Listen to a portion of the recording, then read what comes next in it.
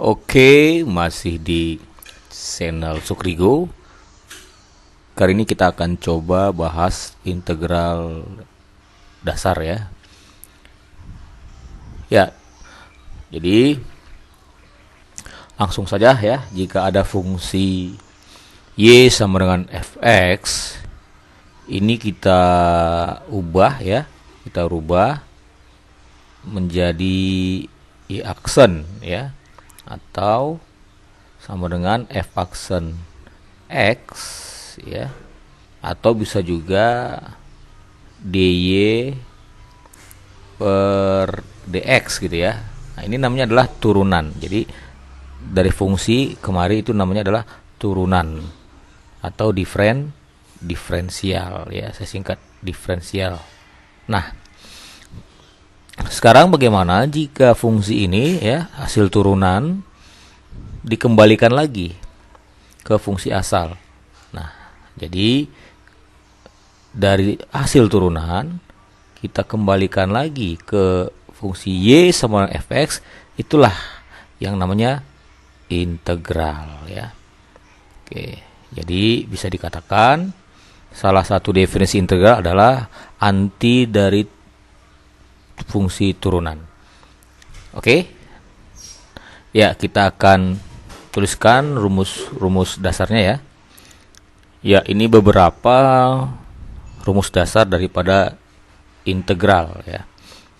Yang pertama, integral dx ya adalah, nah ini kan tidak ada variabel ya, berarti langsung x tambah c. Ini namanya integral tak tentu, tidak punya batas ya. Nah, yang kedua, integral x pangkat n dx terhadap x itu sama dengan, pertama pangkatnya itu n ditambah 1 ya, kemudian dikali 1 per hasil yang tadi, pangkat tambah 1, n tambah 1 tambah c ya.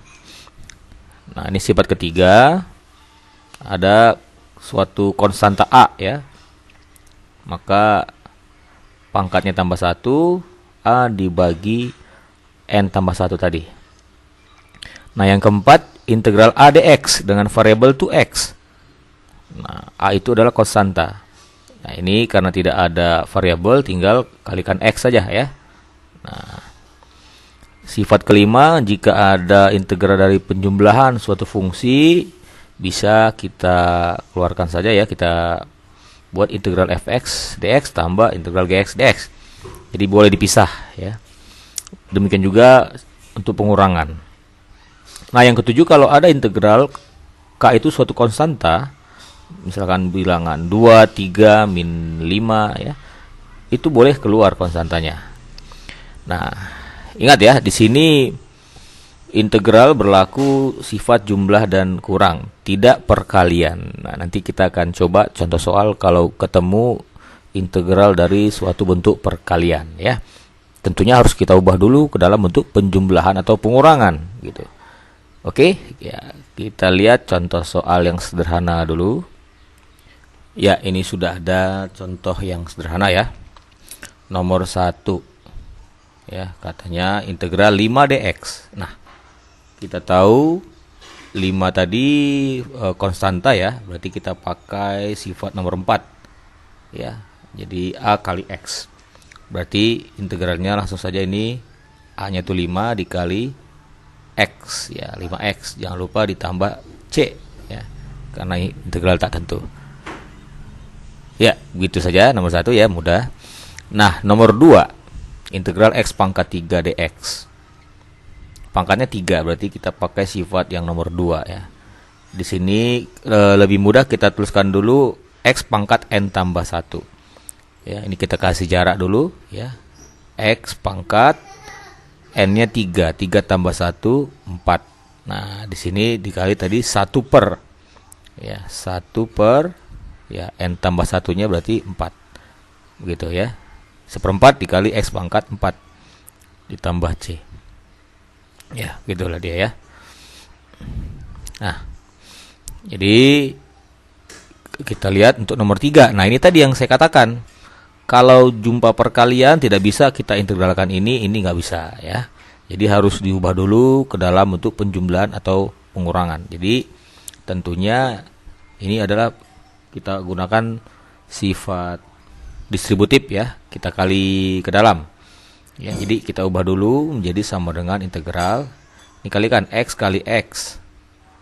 X kuadrat ditambah, ini langsung saja ya, 2 tambah 1 3, jadi 3X ditambah 2 kali 1 2, itu dx.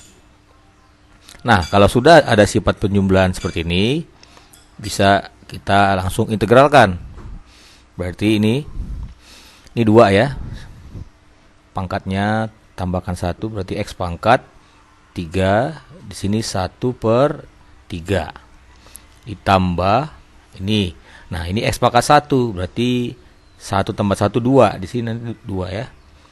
Nah, 3 dikali X pangkat 2. Nah, ini per yang tadi 3/2 gitu ya.